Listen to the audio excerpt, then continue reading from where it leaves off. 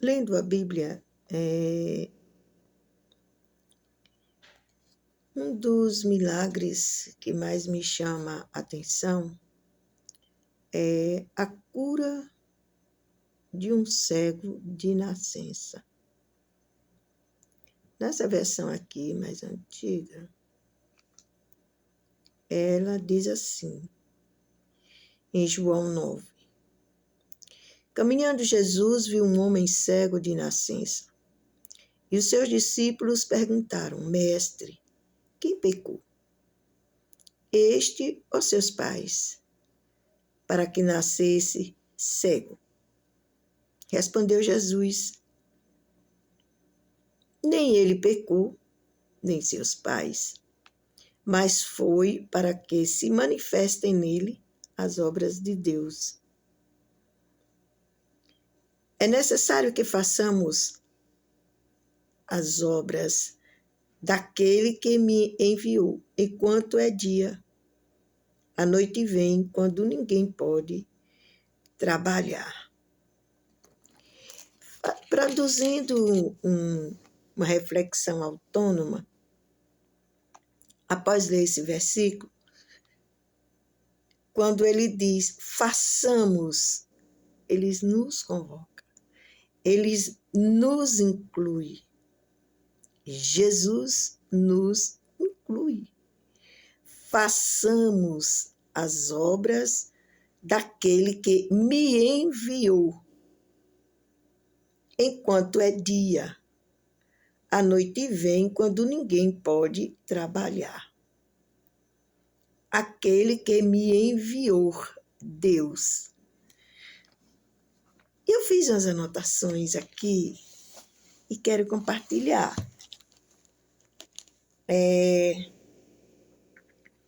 Essa declaração muito interessante da boca de Cristo, insinuando, ele tinha uma obra precisa a fazer na terra, em cada particular dela.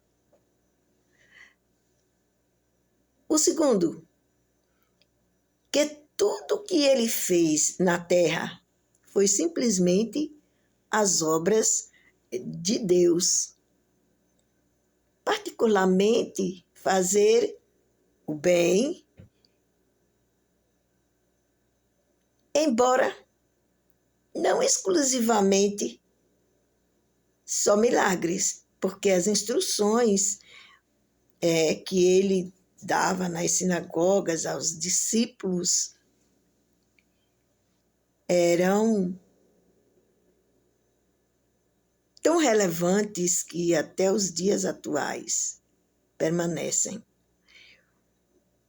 No 3, em cada trabalho teve seu tempo e lugar preciso. Quando nós lemos as Escrituras Sagradas, ou Sagradas Escrituras, podemos analisar, meditar, refletir os relatos de cada período dos 3 anos que Jesus passou na Terra. Ele tinha suas programações de instruções. Assim dizer que, como o seu período para o trabalho teve um término definido, assim deixando qualquer serviço passar pelo seu tempo designado, o todo seria desarranjado, estragado e levado além de seu período destinado à conclusão. Tudo tinha a sua determinação. E por isso que, na verdade, que tudo acontecia exatamente dentro daquele que ele estava a executar. Ou quando ele estava aos discípulos, ou quando ele passava pelas cidades, pelas aldeias, sempre tinha uma obra definida para ele executar. E pensando bem, ele agiu sempre nas suas considerações como homem. Em alguns momentos, ele assumiu a sua identidade. Você está assumindo a sua como um verdadeiro cristão? Ele assumiu como filho de Deus pelos nossos pecados. Ele assumiu como filho de Deus que estava fazendo a obra de Deus. E nos dias atuais, você está tendo essa postura, embora há uma complexidade muito grande de fatos e relatos inseridos na humanidade. Mas, particularmente você, como tem visto esse versículo no seu viver? Olha só, como homem ele fez. A noite vem quando nenhum homem ou ninguém pode trabalhar. Que lições existem para os outros e que encorajamento de tal exemplo. Foi morto, passou pela trajetória da via dolorosa por nossos pecados, ressuscitou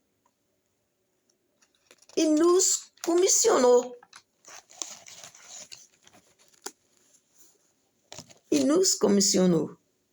A pregoar seu evangelho. Viver o evangelho. Viver para o evangelho. Produzir para o evangelho. Defender o evangelho. Ele deixou tudo isso. Quais são as maneiras que você e eu estamos aplicando o evangelho em nossas vidas? Ainda lhe comovem a mensagem da cruz do Calvário? Está escrito que no fim dos tempos muitos esfriariam seu amor pelo evangelho de Jesus Cristo. Você concorda que já estamos neste período? Os pensamentos da maioria da humanidade estão voltados e fixados nas apologias das evidências sociais. Pare, reflita. Como você, na condição de cristão assumido, está defendendo o evangelho de Jesus Cristo? Ou você está negociando o evangelho de Jesus Cristo? Com todo respeito e consideração o intento de cada um, mas chama a minha atenção essa ação. Até onde você está pregando a palavra de Deus nas redes sociais, quando após a sua fala eloquente, emocionante, você diz: curta e deixe seu comentário. O Evangelho de Jesus Cristo é para ser vivido e não para ser curtido. Desperta, cristão. Analisa mais um pouco. Não estamos ainda nem no princípio das dores. Não deixe ser levado por mensagens motivadoras, porque você pode até sentir aquela sensação, você pode verdadeiramente se sentir motivado, avivado.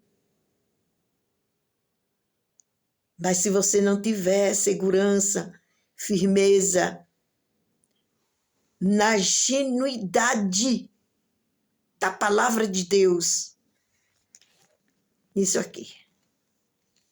Se você não tiver segurança nela, você não vai a lugar nenhum. Você pode ouvir, se sentir fortalecido ou fortalecida, mensagens poderosas, testemunhos relevantes, que lhe emociona, lhe ativa a sua fé. Mas preste bem atenção, ela só motiva você. Porque quem passou o processo é quem está dando testemunho. Então, queira ter o seu próprio testemunho de tal maneira que não seja tão relevante quanto o outro que está lhe motivando, mas que você seja você mesmo, tendo a convicção da sua salvação, batalhando pela sua fé, defendendo o evangelho que você vive. Experimente fazer isso.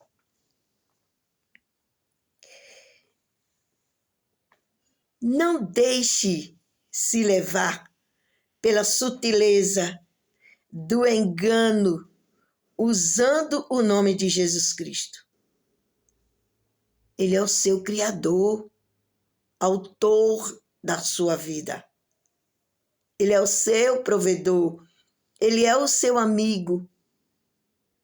Nada contra de você viver a sua fé avivada por testemunhos e por estilos de pregações.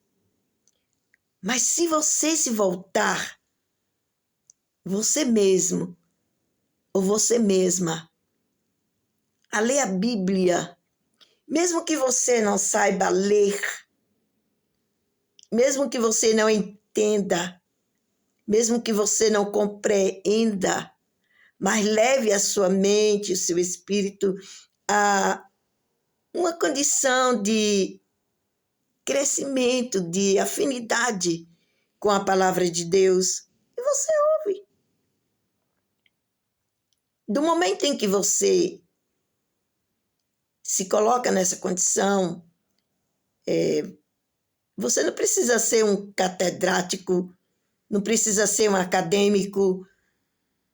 Não, você só precisa crer e querer ter uma vida de viver o evangelho na sua essência, na sua vida. Porque o verdadeiro evangelho, quando ele entra na pessoa, ele muda, ele transforma. Ele molda o caráter. Ele muda a maneira de ser.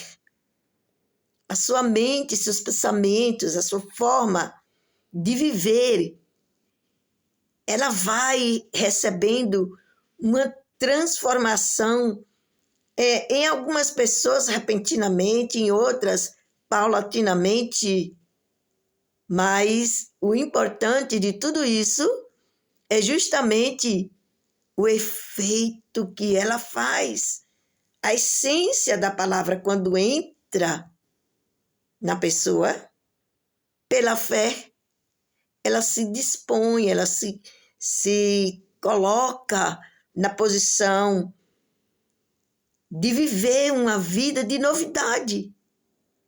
E todos nós só podemos ter uma vida de novidade se verdadeiramente nos derramarmos nas águas cristalinas da palavra de Deus e nos colocar como seres humanos em arrependimento pela ignorância do nosso conhecimento diante da grandeza que é ter uma afinidade com a palavra de Deus, inspirada pelo Espírito Santo.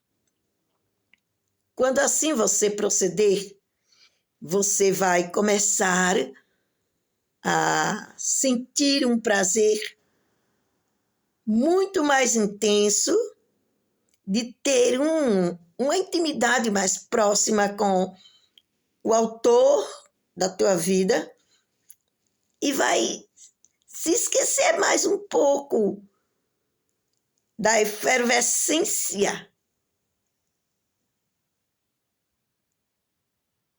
de demais pessoas. Seja você. Seja alegre, saiba perdoar, saiba pedir desculpas, não com hipocrisia, que não funciona, mas procure ter um coração contrito com Deus e com você mesmo. Que essas simples palavras te leve a refletir melhor o que é viver o Evangelho de Jesus. O Evangelho de Jesus é para ser vivido e não curtido. Faça essa diferença e você conhecerá o valor mais profundo do que é produzir o Evangelho para o crescimento do reino de Deus. Obrigada. Deus te abençoe.